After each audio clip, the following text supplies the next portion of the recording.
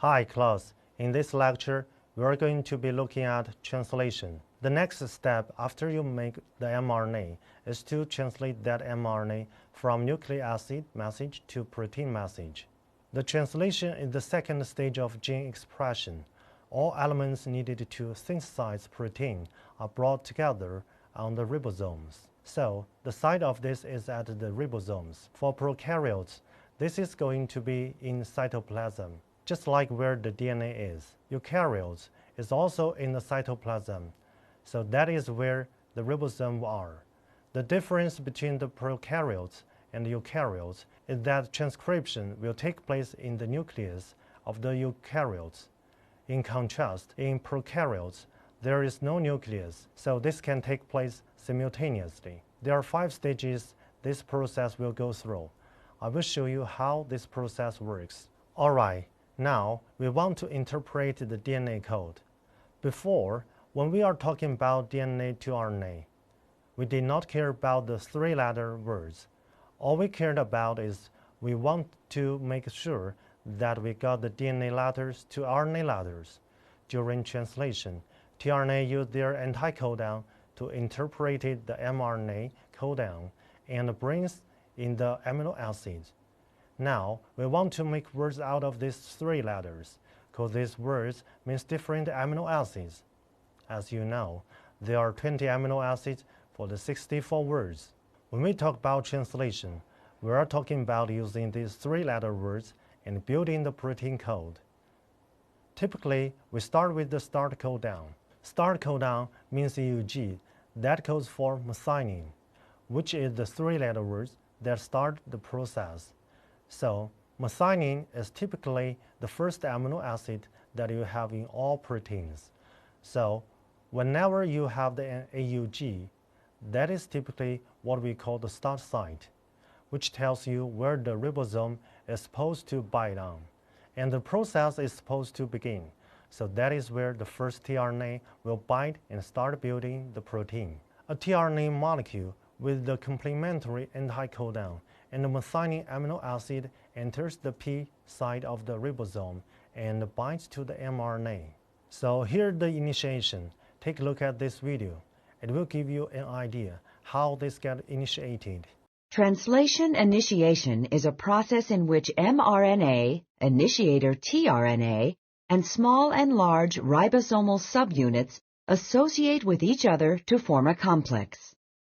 Initiation of translation in bacteria begins when the 30S or small ribosomal subunit binds to the mRNA near its 5' end. This process is facilitated by a Shine-Dalgarno sequence in the mRNA, which is complementary to a component of the small ribosomal subunit called 16S ribosomal RNA. Though a shorter sequence is shown here, the Shine-Dalgarno sequence is actually 9 nucleotides long. Initiation factor 3 also facilitates the binding of the mRNA to the small ribosomal subunit. Once the 30S subunit IF3 mRNA complex has formed, initiation factor 2 binds to the complex and promotes the binding of the initiator transfer RNA for N-formyl methionine to the complex. IF2 and IF3 hydrolyze GTP as an energy source to promote the association of mRNA, tRNA, and the ribosomal subunits. Translation initiation is completed when the large ribosomal subunit binds and IF2 and IF3 are released.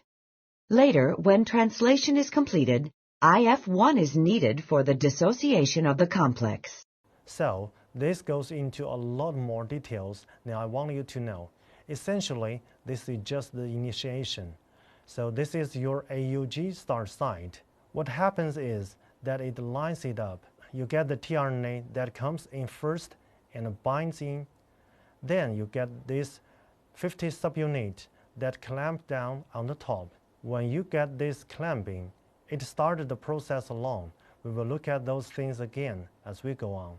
Once the initiation begins, you get a second tRNA with the complementary anticodon fills the A site. So, once this happens, we have the tRNA that comes in. These two amino acids will form a peptide bond. Now the process begins of how to build the protein. We call this elongation, because what you are doing is elongating the protein.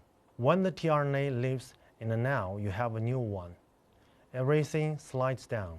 It can fit into the next one and forms the peptide bond. And then finally, this will leave them again. I have a video here just to show you how all this works, and this is called elongation. Chain elongation begins with the binding of a tRNA, which recognizes the next codon in the mRNA to the A site of the ribosome. This is catalyzed by the EFTU transcription factor and requires the hydrolysis of a GTP. Once the tRNA binds in the A site of the ribosome, the polypeptide chain is moved from the tRNA in the P site to the amino acid attached to the tRNA in the A site. Peptidyltransferase, a protein RNA complex present in the 50S ribosomal subunit, catalyzes the formation of this new peptide bond between the amino acids. The ribosome then translocates to the next codon. This process is promoted by elongation factor G and requires another GTP. This places the empty tRNA molecule in the E site of the ribosome and moves the tRNA containing the growing polypeptide chain in the P site. The next codon in the mRNA chain is positioned in the A site. The uncharged or empty tRNA in the E site then leaves the ribosome and a cycle of chain elongation is completed. Through subsequent cycles of chain elongation, the polypeptide chain continues to elongate one amino acid at a time. This just shows you, again, the elongation. It continues to elongate it as it goes on. Translation continues until you reach a stop codon. 3 codons do not have tRNA. Stop codon will cause the whole process to fall apart. We will see how this goes, and then we will talk about termination. And this is how you stop translation. Here are the termination codons, UAA, UAG, and UGA, for which there is no corresponding tRNA. Therefore, there are no anticodons for them. When this codon is reached, the ribosome falls off, and the lost tRNA is removed from the polypeptide. What you will see here in this video is that it shows you what happens to go through the whole thing falls apart, and while you are on the next step. So, let's see termination. Termination begins when a stop codon appears in the A site. Since there is no tRNA corresponding to the stop codon, a release factor binds in the A site. The binding of the release factor causes the polypeptide chain to be cleaved from the tRNA. The polypeptide is released, and then the tRNA is released. In the last step, the 2 ribosomal subunits and the mRNA dissociate from each other. This completes the termination process. The process is over. Everything falls off the mRNA. Then it is going to start over the back at the beginning again. Concept check. tRNA is the molecule that contributes to the structure of ribosomes, adapt the genetics code to protein structure, transfer the DNA code to mRNA, provide the master code for the amino acid. If you answered B, you are correct. tRNA is responsible for bringing the amino acid to the ribosome.